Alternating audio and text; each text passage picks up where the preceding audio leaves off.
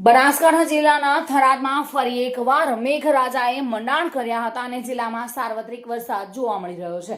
ત્યારે થરાદમાં સામાન્ય વરસાદમાં જ ઠેર ઠેર પાણી ભરાયેલા જોવા મળ્યા હતા। થરાદના સાંચુર હાઈવે પર આવેલા માંગરોળ 3 રસ્તા નજીક સર્વિસ રોડ પર પાણી ભરાયેલા જોવા મળ્યા હતા। સર્વિસ રોડ પર પાણી ભરાતા વાહન ચાલકો તેમજ સ્કૂલે જતા બાળકો અટવાયા હતા।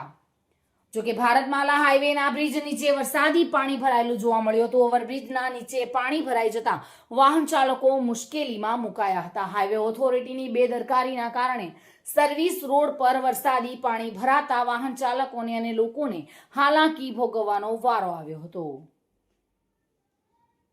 થરાદમાં વહેલી સવારથી જ વરસાદી માહોલ જામ્યો હતો। થરાદ પંથકમાં અનેક ગામડાઓમાં વરસાદ મન મૂકીને વરસી રહ્યો છે। ત્યારે થરાદના બુઢણપુર નજીક ભારતમાલા હાઈવેના બ્રિજ નીચે વરસાદી પાણી ભરાયું હતું। ઓવરબ્રિજના નીચે પાણી ભરાઈ જતા રાહદારીઓ વાહન ચાલકો અટવાયેલા જોવા મળ્યા હતા। થરાદમાં વરસેલા વરસાદમાં અનેક જગ્યાએ પાણી ભરાયેલા જોવા મળ્યા હતા। બજારોમાં પણ રોડ પર પાણી વહેતા થયા હતા તો બીજી તરફ હાઈવે પર પણ પાણી ભરાયેલા જોવા મળ્યા હતા। આ મોગરોળ ગામની સીમ છે અને આ હાઈવે છે અમૃતસર જામનગર હાઈવેનો સર્વિસ લાઇન છે ને એ ઉપર છેલ્લા 4 વર્ષથી આ રોડ બન્યો ત્યારનું પાણી ભરાય છે અને આ સ્થાનિક મામલેદારને પ્રાંત કચેરીમાં રજૂઆત લેખિતમાં કરી છે પણ કોઈ આવતું છે નહીં। અને શંકરભાઈ ચૌધરી સાહેબની ઓફિસે પણ 2 વાર અમે રૂબરૂ જઈ અને એમને રજૂઆત કરી છે અને અમારા ગામમાં એકવાર આવ્યા હતા ત્યારે પણ રજૂઆત કરી હતી પણ એ લોકોએ કાંઈ સાર સંભાળ લીધી નથી। શું કહેવા માંગે છે એ લોકો? એ કે અમે કરીશું કામ પણ આજ સુધી આનું કોઈ દેખવા આવ્યું નથી અને કામ પણ કાંઈ થયું નથી। અમારું ઘર બાજુમાં છે ને મારો ગેટ અહીંયા જ છે તે મારા ગેટ અમે 3 ફૂટ પાણી ભરાય છે 4 મહિના મારો ગેટ બંધ રહે છે।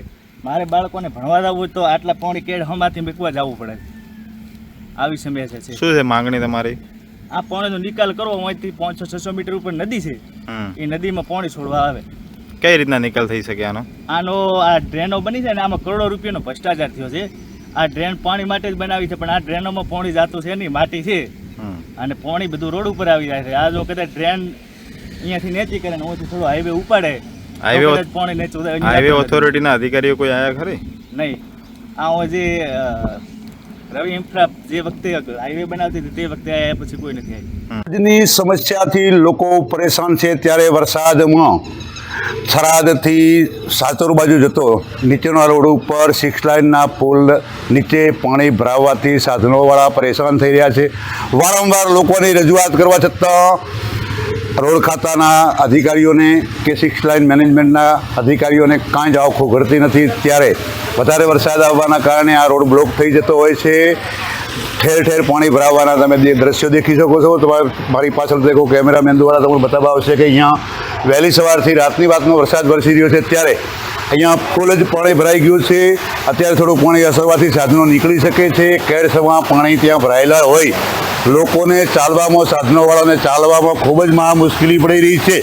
ત્યારે રોડ મેનેજમેન્ટ દ્વારા જે પાણીના નિકાલ માટેની વ્યવસ્થા કરવાની હોય વ્યવસ્થા ન કરતાં સાધનોવાળા પરેશાન થઈ રહ્યા છે। ઠેર ઠેર નાળાઓની અંદર પાણી ભરાઈ રહ્યું છે। હવે આ અહેવાલ પછી આ રોડ ઓથોરિટીવાળા જાગશે, પાણીનો નિકાલ કરશે કે પછી સાધનોવાળાને અને રાહદારીઓને ચાલવામાં રોજ મુશ્કેલી વેઠવી પડશે। Today news Mahendra Ojha, Tharad.